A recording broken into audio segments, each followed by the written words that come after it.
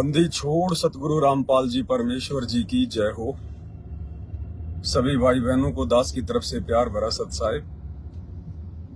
कुछ एक जानकारियां थी छोटी छोटी, ज्यादा लंबे समय तक लाइव नहीं आएंगे, 15-20 मिनट का लाइव है। आप भाई बहन तब तक वीडियो को थोड़ा शेयर कर दें, तब तक दास परमात्मा का जयकारा लगा लेता है। या तो 6:30 परमेश्वर जी की जय हो। सभी भाई बहनों को दास की तरफ से प्यार भरा सब।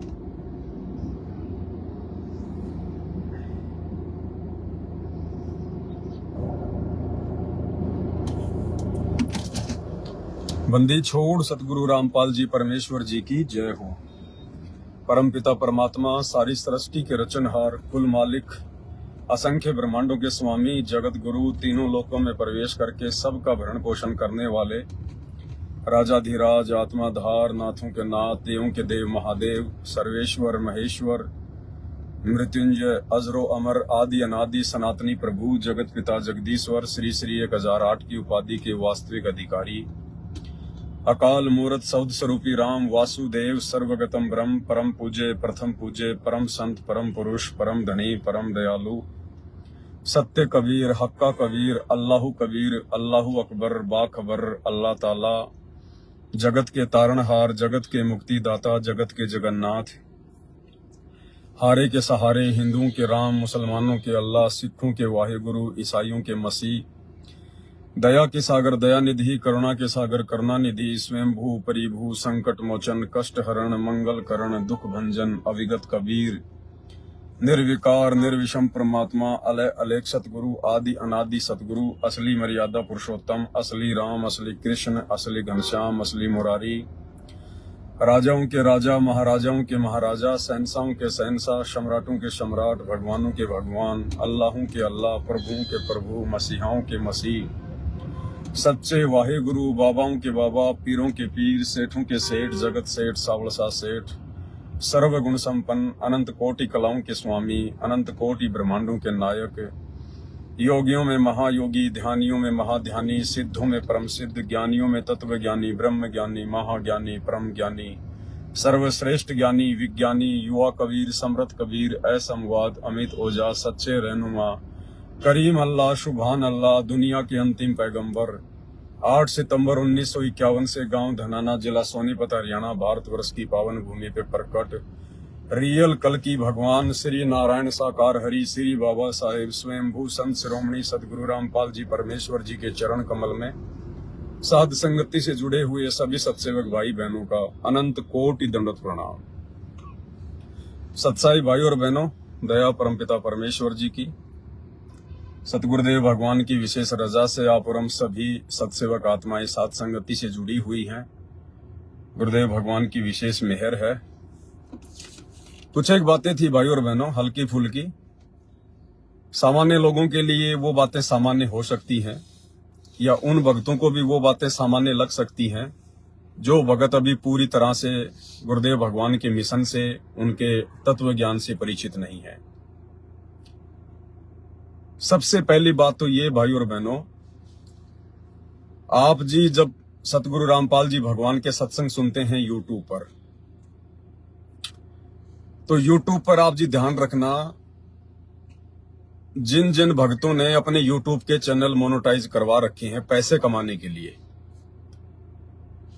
यदि आप किसी भी भगत भाई का या आश्रमों से जुड़े हुए किसी भी व्यक्ति का यूट्यूब चैनल खोलते हैं सत्संग सुनने के लिए ऑनलाइन, और यदि गुरुदेव भगवान के सत्संग के बीच में यदि ऐड आती है, और ऐड केवल उसी के यूट्यूब चैनल पर आएगी, बार बार आएगी, अगर 1 घंटे का सत्संग है तो तकरीबन 4 से 5 बार उसमें ऐड आ जाती है। कभी कोई क्रिकेट की, कभी कोई अर्धनग्न पहन के लड़कियां आ जाती हैं, कभी कोई मरिंडा का ऐड कर रहा है, या जैसे कोई क्रिकेट का ऐड आ गया। तो हम सत्सेवक भाई बहनों ने विशेषकर इस बात का ध्यान रखना है, यदि आप YouTube चैनल पर ऑनलाइन सत्संग सुन रहे हैं गुरुदेव का, और यदि उस YouTube चैनल पर बीच बीच में ऐड आती है सत्संग में, तो आपने उस YouTube चैनल को अनसब्सक्राइब कर देना है। यदि आपने पहले से उसको फॉलो कर रखा है, उसको सब्सक्राइब कर रखा है, और यदि उसके यूट्यूब चैनल पर ऐड लगती हैं, ऐड चलती हैं, यदि उसने पैसे कमाने के लिए उसको मोनेटाइज करवा रखा है, तो उस यूट्यूब चैनल पे हम भगत भाई बहनों ने गुरुदेव के सत्संग नहीं देखने हैं, नहीं सुनने हैं। क्योंकि उस भगत ने जो अपने चैनल को मोनेटाइज करवा रखा है वो गुरुजी के विधान के खिलाफ है। मोनेटाइज क्यों करवाते हैं? क्योंकि उनको पैसे मिले। जितने ज्यादा लोग देखेंगे उतना ज्यादा उनके पास में अकाउंट में यूट्यूब से पैसा आता है। तो सबसे पहला दोषी तो वो भगत परमात्मा का यहां बन गया कि उसने परमात्मा के सत्संगों को, परमात्मा के ज्ञान को उसने पैसे कमाने का जरिया बना लिया। उसने धर्म को धंधा बना लिया। भाई और बहनों देखो, काल भगवान हमें सूक्ष्म रूप से परमात्मा की मर्यादाओं से दूर करेगा। मोटी मोटी मर्यादा गुरुदेव भगवान ने बता दी हैं, सूक्ष्म मर्यादाएं भी साथ संगति के माध्यम से हमें पता चलती जा रही हैं। लेकिन बहुत सारी चीजें ऐसी हैं जो भगत समझ नहीं पाता, भगत सोच नहीं पाता। क्या यहां भी काल का दाव है? क्या यहां भी कोई काल का खेल है? जी हाँ, यूट्यूब चैनल को या फेसबुक चैनल को पैसे कमाने के लिए मोनेटाइज करवाना, ये भी काल की सूक्ष्म चाल है। तो जिस भी भगत भाई के यूट्यूब चैनल पर आप जी सत्संग सुनते हैं और यदि उसने चैनल को मोनेटाइज करवा रखा है, तो आप जी दोबारा से उस चैनल पे सत्संग ना सुने।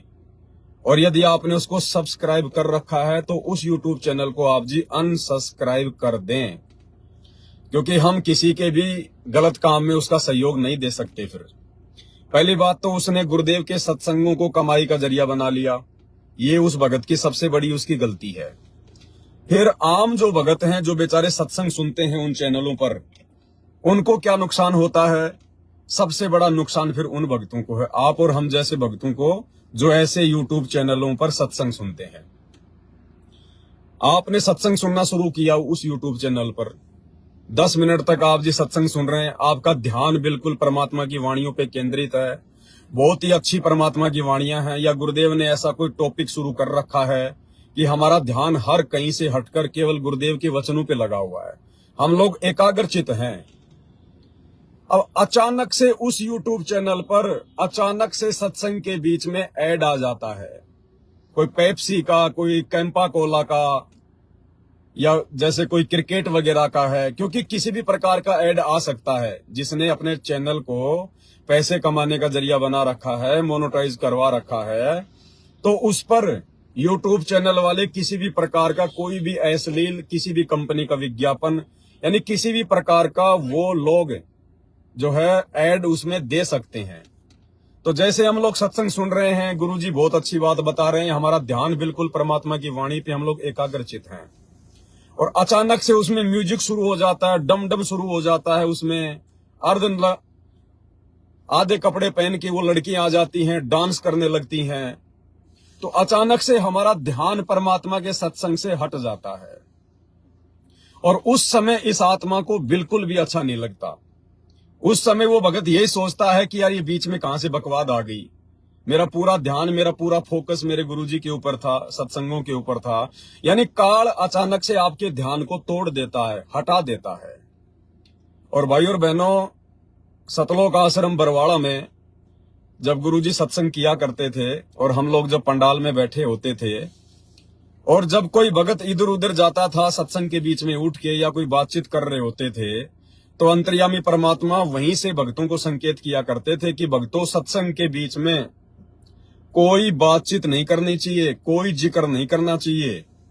और गुरुदेव कहा करते थे कि सत्संग में बैठकर बात चलावे और उस अपराधी आत्मा को 3 लोक नहीं ठोर।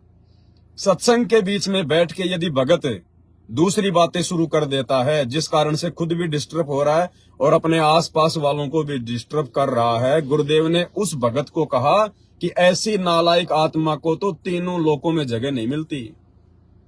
सामने परम संत सत्संग कर रहा है, भगवान सत्संग कर रहा है, वो सत्संग, वो तत्व ज्ञान जो युगों युगों के बाद में इस आत्मा को नसीब होता है, उस सत्संग का तो एक एक शब्द कानों से बाहर नहीं जाना चाहिए।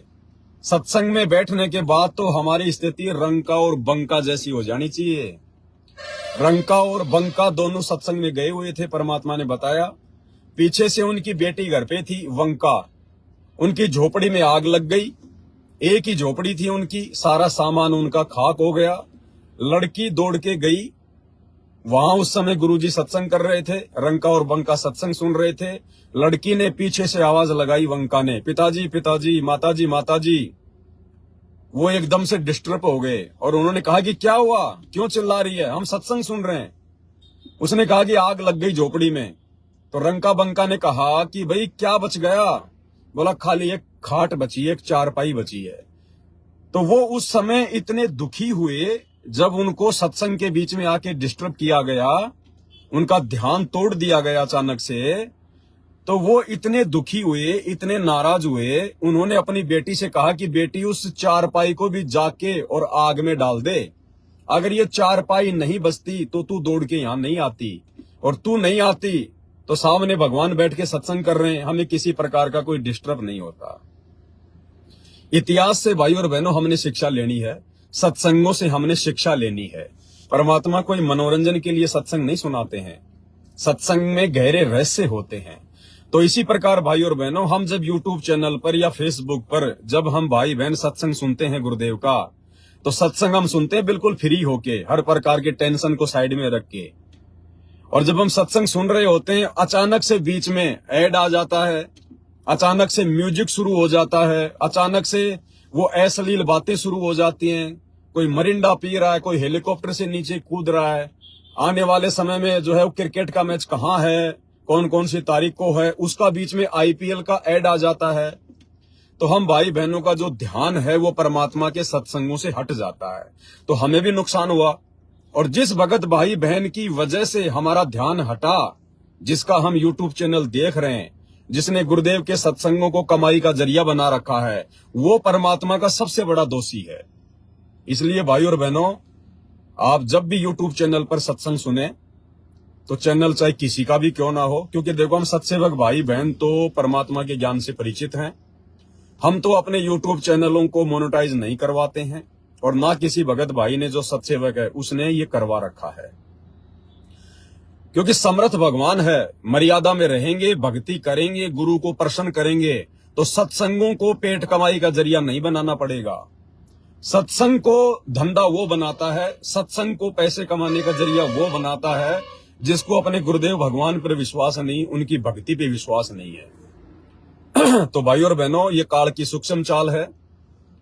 यूट्यूब चैनलों को मोनेटाइज करवाना और फिर पैसे कमाना, ये वो भगत परमात्मा का सबसे बड़ा दोषी बनता है, क्योंकि उसने सत्संग को कमाई का जरिया बना लिया, जबकि भक्ति कभी भी कमाई का जरिया नहीं होती है। तो अगर वो भाई समझ सकें तो बहुत अच्छी बात है, अगर नहीं समझें तो कोई बात नहीं। लेकिन हम सत्सेवक भाई बहनों ने ऐसे भगत भाइयों के चैनलों पर सत्संग नहीं सुनना है जिसने अपने यूट्यूब चैनल को मोनेटाइज करवा रखा है। बीच बीच में ऐड आती है, और बहुत सारे यूट्यूब चैनल हैं जो मोनेटाइज नहीं है, हम वहां पर जाकर सत्संग सुन सकते हैं। तो जब तक हम इनके कुक्रम में साथ नहीं देंगे तब तक वो लोग छोड़ेंगे कैसे? गुरुदेव भगवान कहते हैं जब तक हम शादी विवाह में जाना छोड़ेंगे नहीं, जन्मदिन पार्टी में जाना छोड़ेंगे नहीं, तो वो लोग मनाना कैसे छोड़ेंगे? तो इसी प्रकार हमने उन भगत भाई बहनों के चैनलों पर, चाहे यूट्यूब का चैनल हो चाहे फेसबुक का चैनल हो, हमने बिल्कुल भी सत्संग नहीं सुनने हैं यदि उन्होंने अपने यूट्यूब चैनल को या फेसबुक पेज को मोनेटाइज करवा रखा है तो, क्योंकि वो भी परमात्मा का दोषी हो रहा है। और ऐसे व्यक्ति के चैनलों पर सत्संग सुनकर हम सत्संग से भी बाधित होते हैं, हमारा ध्यान भी भंग होता है। बीच में 4-5 बार 1 घंटे में ऐड आ जाती है, वो फालतू की बातें हमारे दिमाग में काल घुसेड़ देता है, सत्संग से हमारे ध्यान को हटाता है। तो ये इस बातों का हमने विशेष तौर पर ध्यान रखना है। दूसरी बात भाई और बहनों, वर्तमान में सतगुरु रामपाल जी भगवान की सत प्रेरणा से लाइव वीडियो तो आ ही रहे हैं, चल ही रहे हैं मालिक के दया से उनकी पुस्तकों के ऊपर। ये तो एक विशेष रजा है गुरुदेव की, बहुत बड़ी मेहर है, और ये तो सिलसिला अनवरत चलता ही रहेगा। हमें तो आज से पहले पता ही नहीं था कि परमात्मा ने अपनी पुस्तकों में इतने अनमोल खजाने छुपा रखे हैं, इतने अनमोल रहस्य छुपा रखे हैं, भक्ति मार्ग की इतनी बड़ी बड़ी गूढ़ बातें छुपा रखी हैं। तो अब तो परमात्मा ने सेवा में लगा दिया है दास को, और जब तक मर्यादा में रहेंगे, परमात्मा के भक्ति मार्ग पर निस्वार्थ भाव से चलेंगे, तो परमात्मा सेवा भी देगा, और ये तो सिलसिला चलता रहेगा भाई और बहनों आगे मालिक की दया से। लेकिन इसके अलावा दास को परमात्मा ने एक प्रेरणा की कि बेटा जो जो पुरानी सात संगतियों की वीडियो हैं, क्योंकि जिस समय हम लोग सात संगति किया करते थे 2020 में, 21 में, 22 में, उस समय हमारे फेसबुक पेज के ऊपर इतने ज्यादा भगत नहीं होते थे, इसलिए उन पुरानी सात संगतियों को ज्यादातर भगत नहीं देख पाए। जबकि उन पुरानी सात संगतियों में बहुत ही ज्यादा गूढ़ रहस्य हैं, परमात्मा की बहुत अच्छी वाणियां हैं, बहुत अच्छे संकेत जो परमेश्वर ने दिए हैं वो उनके अंदर हैं। लेकिन वर्तमान में भगत समाज तक वो पुराने सत्संग नहीं पहुंच पा रहे हैं, क्योंकि YouTube चैनल पर तो हम लोग सर्च करके निकाल सकते हैं, लेकिन फेसबुक पर सर्च करके पुराने सत्संग नहीं निकाले जा सकते। तो परमात्मा ने प्रेरणा की, दास ने YouTube के पेज से वो पुरानी सात संगतियां डाउनलोड करके और अब नए तरीके से दास उनको फिर से अपने YouTube के पेज पर आप भाई बहनों के लिए डाल रहा है। और 2-2, 3-3, 3.5 घंटे की सात संगतियां हैं, तकरीबन 200 से 250 वीडियो होंगे वो। तो अब धीरे धीरे दास दिन में 1 या 2 सात संगति जो पुरानी है वो अपने Facebook page Pawan Das is live के ऊपर डाल रहा है। तो भाई और बहनों, हमने इन वीडियो को ज्यादा से ज्यादा शेयर करना है। हमारे जो नए भगत भाई बहन जो जुड़ रहे हैं आश्रमों से टूट के, सतलोक आश्रम मैनेजमेंट हरियाणा की कुसंगति से हटके जो सात संगतियों से जुड़ रहे हैं, उन भाई बहनों तक वो वीडियो पहुंचना बहुत जरूरी है। और आप और हम जो सत्सेवक भाई बहन हैं, वो चाहे उन पुरानी सात संगति की वीडियो को देखें ना देखें, कोई बड़ी बात नहीं है, क्योंकि आप और हमें तो पूरा का पूरा माजरा समझ में आ चुका है। लेकिन जो नए भगत भाई बहन हैं, उनके लिए उन सात संगतियों को देखना बहुत जरूरी है, ताकि उनकी मर्यादा टूटने से बचे और छोटी छोटी बातों की उनको जानकारी हो। जो बातें हमने पिछले 2 से 3 वर्षों में जगह जगह जाकर पूरे हिंदुस्तान में जाकर सात संगतियों के माध्यम से भाई बहनों को बताई। तो आप वर्तमान वाले जो सत्सेवक भाई बहन हैं, जो काफी समय से सात संगतियों से जुड़े हुए हैं, वो अगर वो पुरानी सात संगतियों की वीडियो ना भी देखें 2-2, 3-3 घंटे के, तो कोई बड़ी बात नहीं है, क्योंकि आप लोगों को तो सारी बातों का पता चल चुका है। लेकिन दूसरे भाई बहनों तक वो संदेश पहुंचाने के लिए आप उनको शेयर जरूर करें ज्यादा से ज्यादा। और आप लोग तो वर्तमान में 9 बजे जब दास लाइव आता है तो वो आप जी देख ही रहे हैं, और वही हमारे लिए ज्यादा इंपॉर्टेंट है। तो एक तो ये बात थी, और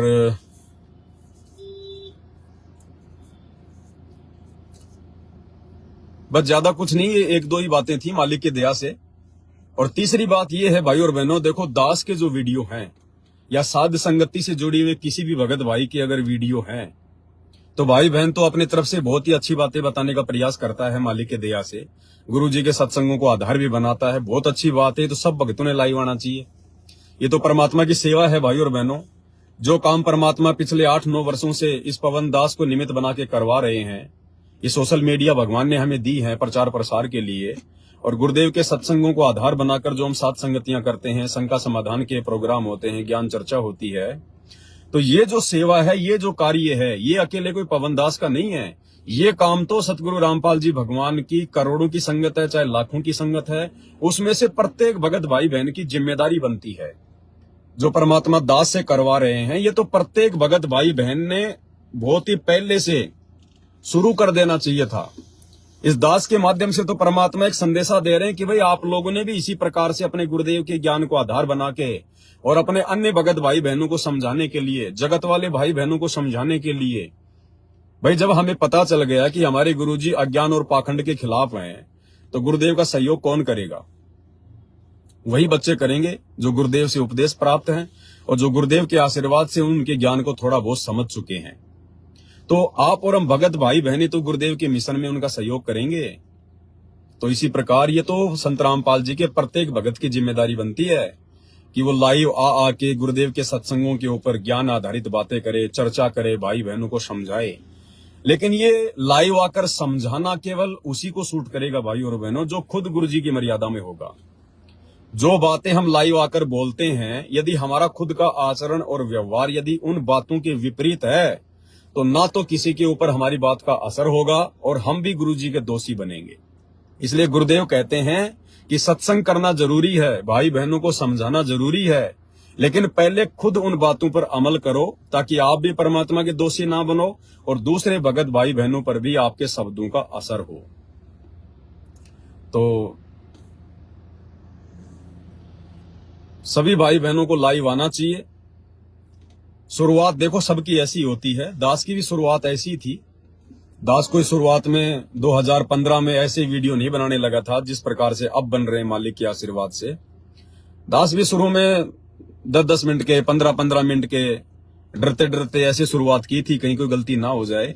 धीरे धीरे आगे बढ़े, परमात्मा ने दया बख्शी तो सब काम ठीक हुआ। तो और चौथी बात भाई और बहनों, देखो साध संगति के जो वीडियो हैं वो केवल आपको जानकारी प्रदान करेंगे। जानकारी से हम सावधान हो सकते हैं, अपनी मर्यादा तोड़ने से बच सकते हैं, भक्ति मार्ग में किसी भी प्रकार का धोखा खाने से बच सकते हैं। तो फायदा तो साध संगति की वीडियो का भी है ही, लेकिन जो विशेष जो आध्यात्मिक फायदा है वो केवल गुरुदेव के सत्संगों से मिलेगा, गुरुदेव के नाम का सुमरण करने से मिलेगा। पवन दास के वीडियो केवल आपको जानकारी प्रदान करेंगे, लेकिन जो बचाव है हमारा अध्यात्म में, जो बचाव है भक्ति मार्ग में, हमें जो लाभ मिलना है जो भक्ति से, वो केवल गुरुदेव के सत्संग सुनने से मिलेगा। और गुरुदेव भगवान के जो सुमरण है, जो मंत्र हमें दिए हुए हैं, उनका सुमरण ज्यादा से ज्यादा करने से मिलेगा। गुरुदेव की मर्यादाओं को फॉलो करने से ज्यादा लाभ मिलेगा। इसलिए मुझदास के जो वीडियो हैं वो आप जी कभी कभार देख सकते हैं, जब आपको समय मिले, जब आपके पास में एक्स्ट्रा समय हो। एक्स्ट्रा समय का मतलब है जब आप फ्री हो, जब आप सत्संग सुन के भी आपका मन ऊब चुका है कि यार सत्संग सुन लिया, आज तो 1 घंटे का सुन लिया, 2 घंटे का सुन लिया, मंत्र भी हो गए तकरीबन पूरे हो गए, फिलहाल कोई काम नहीं है, फ्री है। तो ऐसे फ्री समय का उपयोग आप जी साध संगति के वीडियो देख के कर सकते हैं, ताकि आपको आगे से आगे जानकारी मिलती रहे।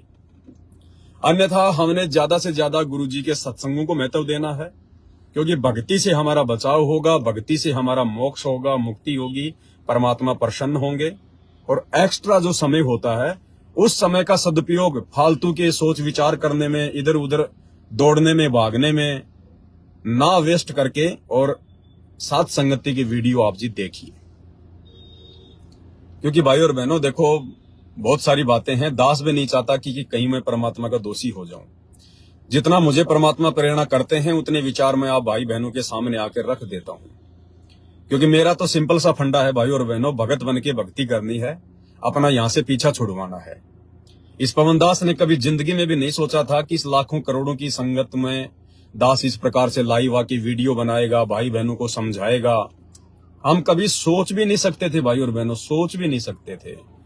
क्योंकि एक तो वैसे ही सतगुरु रामपाल जी भगवान के सत्संग इतने गूढ़ रहस्य युक्त हैं, वेद और गीता को समझना बहुत आसान है, लेकिन संत रामपाल जी के सत्संगों को समझना महाभारत है।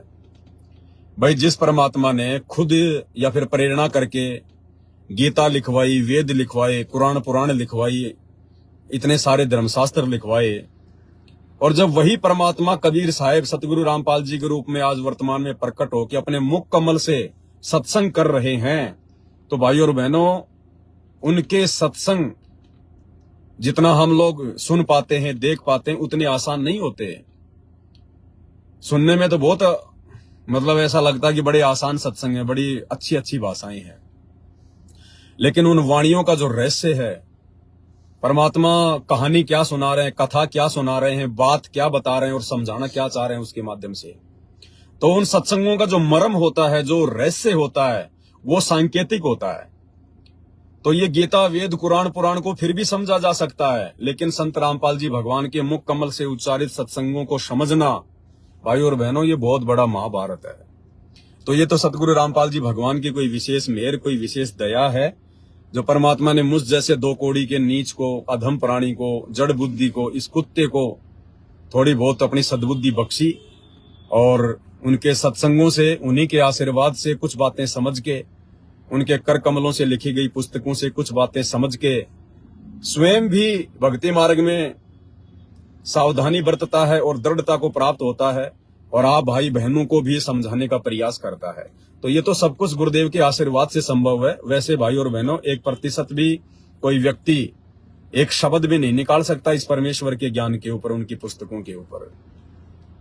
अगर गुरुदेव की रजा ना हो तो ये दास 5 मिनट के वीडियो में 5 गलती कर दे, 5 गलतियां, लेकिन यहाँ परमात्मा 5-5 घंटे बुलवाते हैं। लगातार सात संगतियां होती थी, हो रही हैं, और दया है परमात्मा की, वो जो प्रेरणा करते हैं दास केवल उतना ही बोलता है। तो दास तो केवल एक भैंसाराम वाली भूमिका निभा रहा है। जैसे 650 साल पहले भैंसाराम ने परमात्मा के आशीर्वाद से वेद मंत्र बोले थे, तो दास की तो केवल भैंसाराम वाली स्थिति है। बाकी इसके अलावा मैं भी आपका भगत भाई हूँ, 2 कोड़ी का जीव हूँ।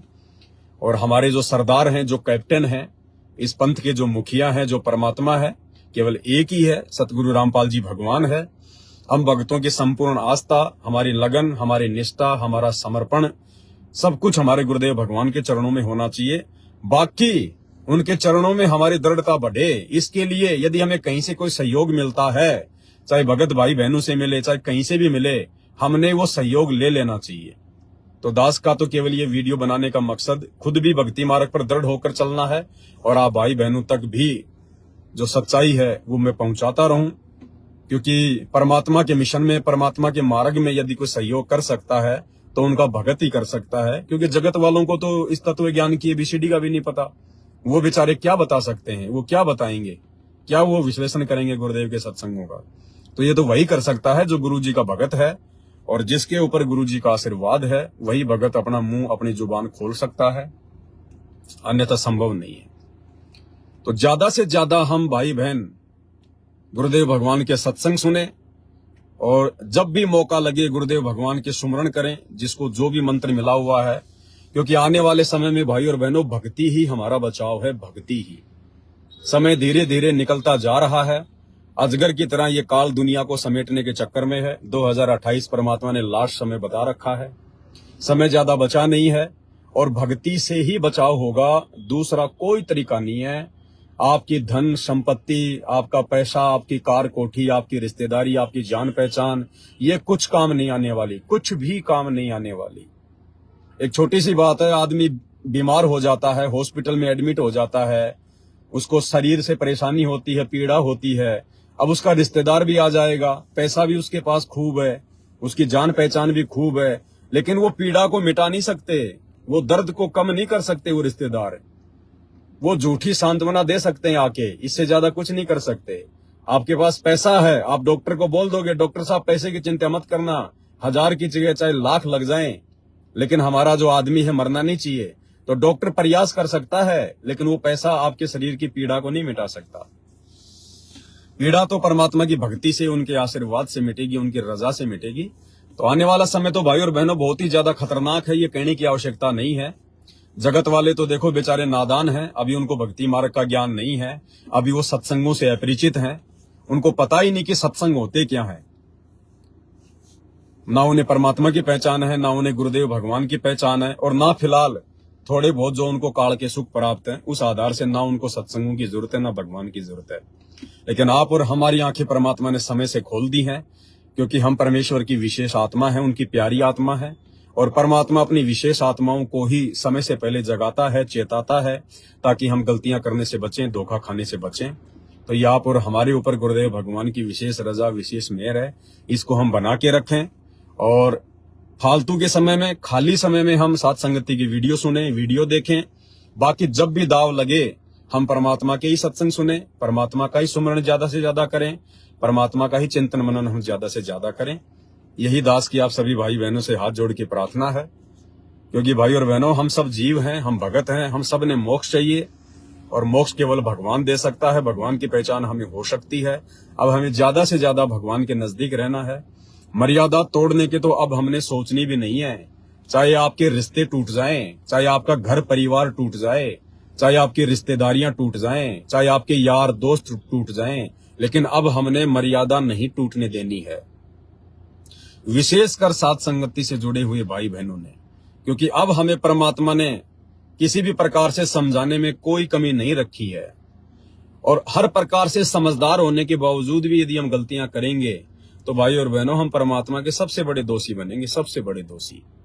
हम सतलोक आश्रम मैनेजमेंट हरियाणा वालों से भी बड़े दोषी बनेंगे यदि हमने सब कुछ जानबूझ के, गुरुदेव भगवान की इतनी मेहर होने के बावजूद भी यदि हमने मर्यादा तोड़ी तो भाई और बहनों अब तो बिल्कुल हर प्रकार से दिलो जान से परमात्मा के चरणों में समर्पित होने का समय है।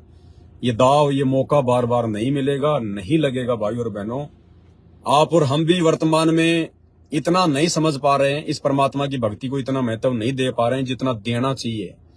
अन्यथा यदि हमें वास्तव में इस बात को अगर हम रियलाइज करें, महसूस करें कि हमें क्या परम शक्ति मिल चुकी है, हमें इस दुनिया की, हमें संसार की सबसे बड़ी धन संपदा मिल चुकी है, हमें वो जरिया मिल चुका है धन कमाने का, भक्ति रूपी धन कमाने का, जो हमारे साथ में जाएगा। आज जो टाटा ग्रुप के जो चेयरमैन हैं, एमडी हैं, रतन टाटा, जो ये गाड़ियां वाड़ियां बनाता है, ये ट्रक वगैरह बनाता है, जो खिलौने की दुकान खोल रखी थी, ये खिलौने की दुकान है भाई और बहनों। क्योंकि यहां तो लग रहा है कि बहुत बड़ा पैसे वाला इंसान था, बहुत बड़ी कंपनी थी, टाटा का मालिक था। अब वो क्या लेके गया भाई और बहनों, विचार करना, वो क्या लेके गया? कुछ भी नहीं लेके गया, खाली हाथ गया। इतनी ज्यादा धन संपदा का मालिक, पूरे देश विदेश में जिसकी चर्चाएं हुआ करती थी, पता नहीं कितनी बार तो उसको पद्म विभूषण से नवाजा गया है, उसको भारत रत्न का सम्मान दिया गया है, लेकिन ना तो अब उसके वो भारत रत्न काम आएगा, ना वो पद्म विभूषण काम आएगा, और ना उसका वो कारोबार जो पूरे हिंदुस्तान समेत देश विदेश में उसने फैला रखा है, अरबों खरबों का, $मिलियन का। वो नंगा आया था और अब इतने वर्षों बाद में वो सारी धन संपदा छोड़ के, सब कुछ छोड़ छाड़ के, और वो नंगा ही वापस गया। वो नंगा ही वापस गया। अब धर्मराज के दरबार में जाएगा, अब वहां पे उसका अकाउंट होगा। अब धर्मराज पूछेगा चित्रगुप्त से, हाँ भाई ये कौन है? हाँ जी ये रतन टाटा है। अच्छा क्या काम करता था ये? तो चित्रगुप्त कहेगा महाराज ये खिलौने बनाने का काम करता था। अब वो रतन टाटा वहां सोचेगा, रे तेरी की खिलौने, मैंने तो बड़े बड़े 20-20 चक्का वाले, 40-40 चक्का वाले मैंने तो ट्रक बनाए हैं, मैंने बड़ी बड़ी लग्जरी गाड़ियां बनाई हैं, करोड़ों गाड़ियां बना बना के मैंने बेच दी हिंदुस्तान में, देश विदेश में, और ये कह रहे हैं मैं तो खिलौने बनाने की दुकान थी मेरे पास में। तो फिर वहां इस आत्मा को ऑटोमेटिक ज्ञान हो जाता है। फिर उसको भी पता चल जाएगा कि भाई तूने तो पूरी जिंदगी में खिलौने बना बना के बेचे, खिलौने बना बना के। आज वो खिलौने भी यही रह गए, वो पैसा भी यही रह गया, वो भारत रत्न का सम्मान भी यही रह गया, वो जान पहचान बड़े बड़े नेताओं से, बड़े बड़े लोगों से, वो भी यही रह गई। अब रतन टाटा के साथ में क्या गया? उसके जो कर्म थे वो गए। ठीक है, उसने जितना उसने दान किया, जितना उसने चैरिटी की, अच्छे काम किए, वो भी उसके साथ में रहेंगे, उसको स्वर्ग मिल जाएगा थोड़े बहुत समय। लेकिन भाई और बहनों, पाप कर्म भी तो कितने होते हैं। यहां आदमी पुण्य एक करता है, पाप हो जाते हैं लाखों करोड़ों। तो स्वर्ग में तो थोड़े समय रहेगा, नरक में ज्यादा समय रहेगा वो। अब बताओ क्या लेके गया भाई बहनों? आप और हमने शिक्षा लेनी है, क्योंकि हम अध्यात्म से जुड़े हुए हैं। जगत वाले भाई बहन इन बातों पे विचार नहीं कर पाएंगे, लेकिन जो संत रामपाल जी के भगत हैं वो इन बातों पर विचार अवश्य करेंगे कि यार क्या लेके गया। रतन टाटा जितनी संपत्ति तो हम लाख जन्म में नहीं जोड़ सकते, और वो भी खाली का खाली गया, खाली का खाली। और फिर अब क्या होगा उसके साथ में? थोड़े बहुत दिन वो स्वर्ग में बैठा देगा उसको काल। जितने उसने अच्छे कर्म किए उनके बदले वो स्वर्ग में बैठेगा। फिर उसके जो पाप कर्म हैं, अब आप कहोगे रतन टाटा ने क्या पाप कर दिया? भाई परमात्मा का विधान है कि पृथ्वी ऊपर पग जो धार है, 1 करोड़ जीव एक दिन में मारा है। इस पृथ्वी के ऊपर जब हम चलते हैं सुबह उठ के, और शाम तक जब आते हैं अपने घर पर वापस, अपने रोजी रोटी के लिए अपना धंधा करके, पूरे दिन में गुरुदेव भगवान कहते हैं 1 करोड़ जीवों की हत्या होती है हमारे पैरों के नीचे आके। सूक्ष्म जीव मरते हैं, चींटियां मरती हैं, कीड़े मरते हैं। कोई अपनी गाड़ी से जा रहा है, उस गाड़ी की टक्कर से ना जाने आगे कभी बोनेट देखा करो अपनी गाड़ी का, उससे कितने मक्खी मच्छर वगैरह मर मर के वो चिपक जाते हैं। तो परमात्मा की नजरों में तो भैया एक मच्छर की भी वैल्यू वही है, और एक हाथी की भी वैल्यू वही है, और एक इंसान की भी वैल्यू वही है। तो परमात्मा के दरबार में तो चाहे मच्छर मार दो चाहे हाथी मार दो, दोनों का पाप बराबर लगता है। तो पूरी जिंदगी उसने कितने पाप किए होंगे। और आन उपासना करना, अन्य देवी देवताओं की पूजा करना, ये सबसे बड़ा अपराध है, सबसे बड़ा दोष है। वो भी उसको मिलेगा। और जो गाड़ियां उसने बनाई हैं भाई और बहनों, विचार करना काल कितना भयंकर तरीके से फांसता है। उसने करोड़ों गाड़ियां उसने बना बना के लोगों को दे दी। अब उन करोड़ों गाड़ियों से भाई और बहनों कितने जीव मरे होंगे।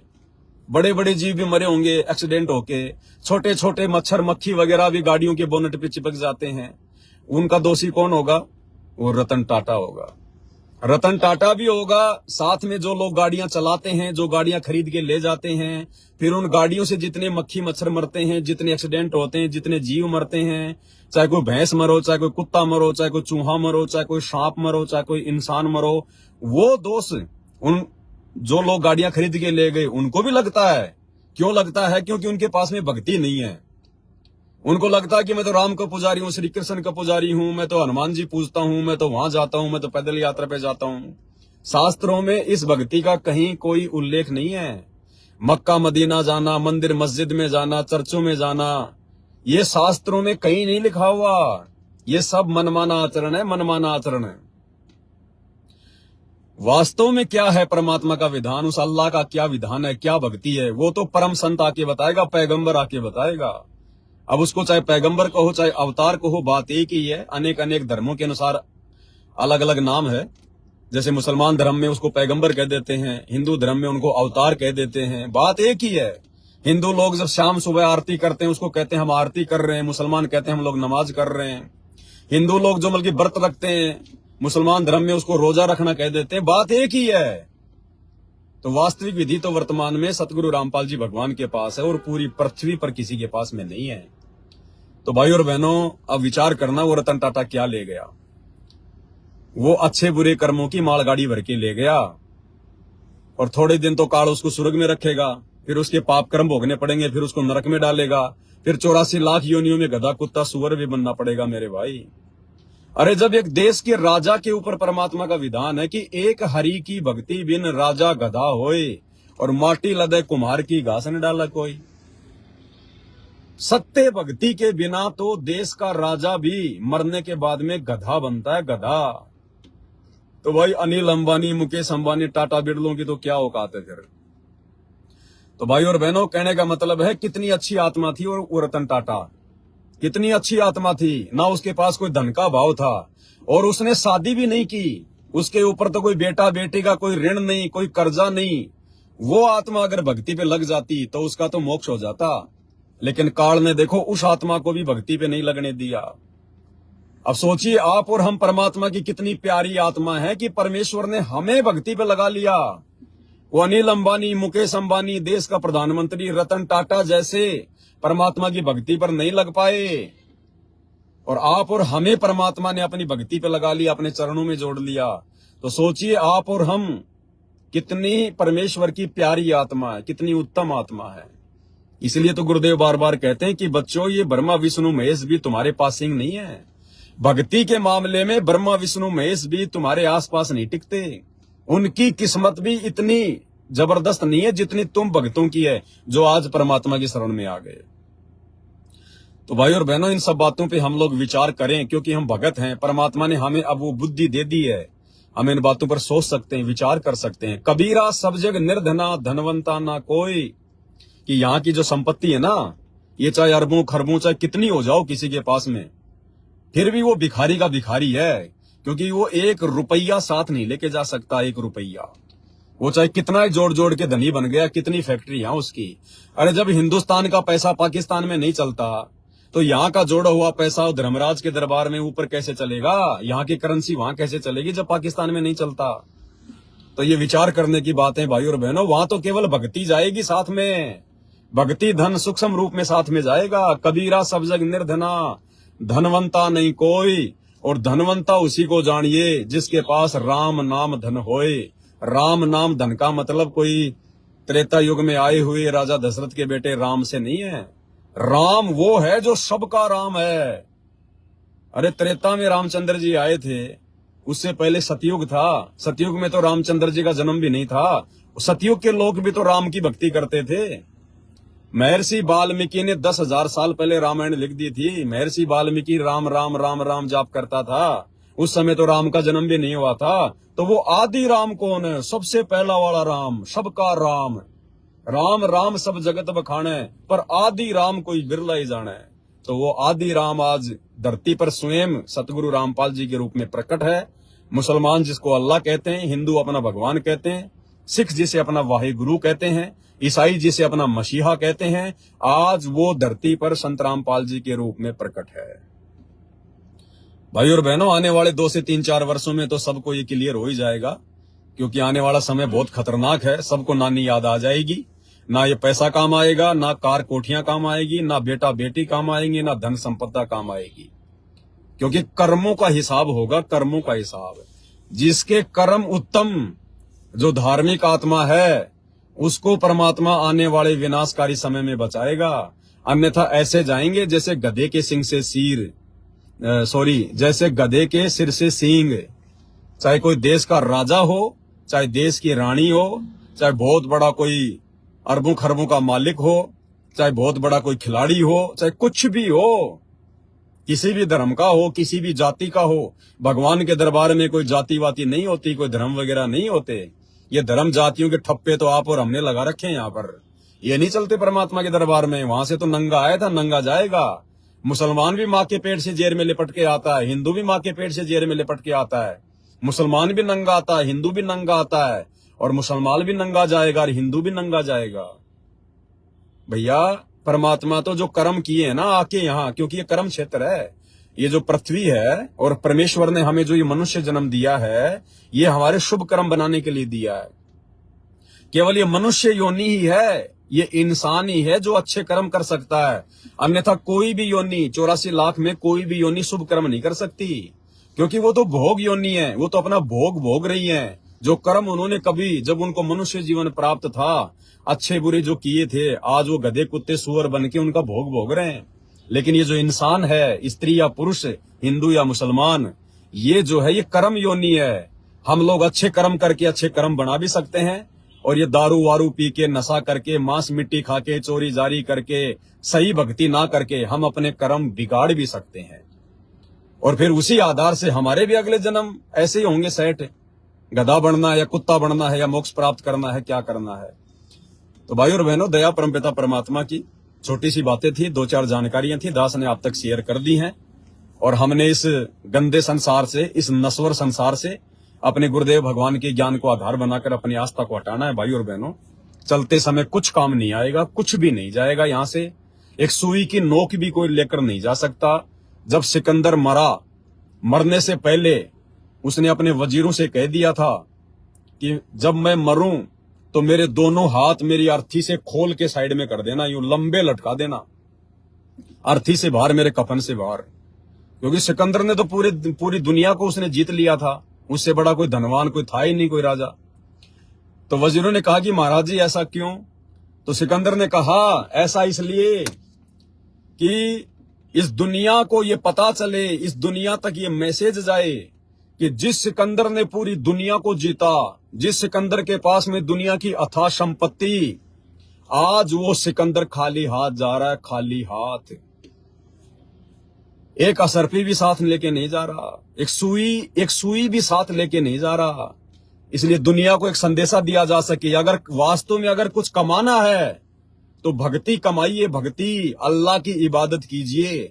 उसके लिए सबसे पहले यह पता होना चाहिए कि अल्लाह कौन है, अल्लाह कौन है, कैसा है, कहाँ रहता है, कैसे वो मिलता है, भगवान कौन है, कहाँ है, कैसा है, कैसे मिलता है। और ये बात भाई और बहनों केवल संत रामपाल जी के सत्संग सुनने से मिलेगी।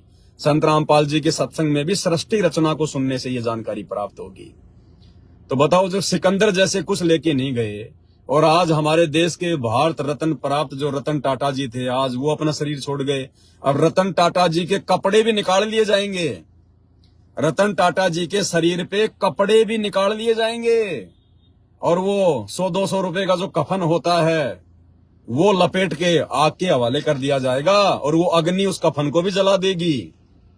वो शरीर भी यही रह जाएगा, उसकी आधा किलो राख बन जाएगी, हवा चलेगी, उड़ जाएगी। ये है इस इंसान की वैल्यू, चाहे राजा हो, चाहे रंक हो, चाहे सेठ हो, चाहे कुछ भी हो। तो इस मनुष्य शरीर से हमने जो असली धन अर्जित करके जाना है, जिसकी भगवान के दरबार में, अल्लाह के दरबार में जिसकी वैल्यू है, जिसकी कीमत है, वो है इबादत, भक्ति। और भाई ये इबादत, ये भक्ति आज पूरी धरती पर सतगुरु रामपाल जी परमात्मा के अलावा किसी के पास नहीं है। ये बात अगर समय से पहले समझ में आ गई तो बच जाओगे, वरना 2028 तो मेरे भाई युग परिवर्तन का समय है। उसके बाद में फिर, क्योंकि देखो कहते हैं ना कि मुसीबत में तो आदमी गधे को भी बाप बना लेता है, तो मुसीबत में फिर भगवान फिर इतना जल्दी सहयोग नहीं देता, क्योंकि सन 1994 से वो अल्लाह संत रामपाल जी के रूप में धरती पे आकर सत्संगों के माध्यम से चिल्ला चिल्ला के समझा रहा है, गला फाड़ फाड़ के। जब हम उसकी नहीं सुन रहे तो एंड टाइम पर फिर वो अल्लाह भी नहीं सुनेगा, फिर वो भी नहीं सुनता भाई। तो मौका है, देख लेना भाई और बहनों, संदेशा देना मेरा काम है। मेरी बातें यदि आपको समझ में नहीं आती हैं, यदि आपको लगता है कि पागल आदमी है, गलत बातें हैं, तो मजाक समझ के छोड़ देना। और लगता है कि हो सकता है यार इसकी बातें सही हो, एक बार संत रामपाल जी के सत्संग सुन के तो देख लो क्या जाता है, तो सुन लेना। हो सकता है परमात्मा दया कर दें, बात समझ में आ जाए। क्योंकि भगवान ना किसी को मुसलमान बनाता, ना किसी को हिंदू बनाता। भगवान ने तो इंसान बना के भेजा है, और इंसान के ऊपर उस अल्लाह का, उस भगवान का संविधान लागू है। यहां चाहे कितनी मनमर्जी कर लो, मैं मुसलमान, मैं हिंदू, मैं सिख, मैं ईसाई, मैं ये नहीं करूंगा, मैं वो नहीं करूंगा, ऊपर जाओगे वहां कोई अलग से का आपको कोई ऐसा कोई मुसलमान, कोई अल्लाह नहीं मिलेगा जिसने मूंछ कटवा रखी है, टोपी पहन रखी है, दाढ़ी बढ़ा रखी है, पजामा चढ़ा रखा है। अल्लाह ऐसा नहीं है, ऐसी वेशभूषा नहीं पहनता अल्लाह। और हिंदू ना इस बहम में रहना कि ऊपर जाएंगे तो हमारा भगवान हमारे को तिलक लगा के मिलेगा, पीले पीले कपड़े पहन के मिलेगा, चोटा चाटा बढ़ा के मिलेगा। भगवान कैसा है, ये जानकारी संत रामपाल जी के सत्संग सुनिए, पता चल जाएगा। अन्यथा भाई और बहन, दुख और तकलीफों के अलावा कुछ नहीं है। हाथ जोड़ के विनती कर सकते हैं, प्रार्थना कर सकते हैं। मेरे वीडियो सुन के, देख के नाराज होने की जरूरत नहीं है। यदि आप नाराज होते हैं तो आपकी सबसे बड़ी कमी है। ये दुनिया भर के लोगों ने नंगे वीडियो यूट्यूब पर, फेसबुक पर डाल रखे हैं। दुनिया भर के लोग 5-5 मिनट के, 10-10 मिनट के वीडियो पैसे कमाने के लिए, दुनिया भर की फालतू की बातें, वो लड़कियां, वो लड़के छोटे छोटे कपड़े पहन के रोजाना छोटे छोटे वीडियो डालते रहते हैं, शॉर्ट वीडियो, रील वगैरह। आप लोग बड़े खुश होके देखते हो उनको। अरे उनसे घटिया बातें तो नहीं कर रहा मैं, उन लोगों से घटिया बातें तो नहीं कर रहा। वो तो सीधा सीधा आपका मन खराब कर रहे हैं, आपके विचार खराब कर रहे हैं, आपका समय बर्बाद कर रहे हैं। एक एक श्वास की कीमत कितनी है भगवान ने बताई। मैं कम से कम आपको थोड़ी बहुत कोई जानकारी तो दे रहा हूं। तो भाई और बहनों, मेरे से द्वेष करने की जरूरत है, सिवाय नुकसान के कुछ नहीं मिलेगा। अगर मेरी बातों पे विचार करोगे और संत रामपाल जी के सत्संग सुनना शुरू कर दोगे तो वो वस्तु मिल जाएगी जो वस्तु आज रतन टाटा भी नहीं लेके जा सका। बस समझदार को संकेत ही काफी है। बस अब संध्या आरती का समय हो गया है।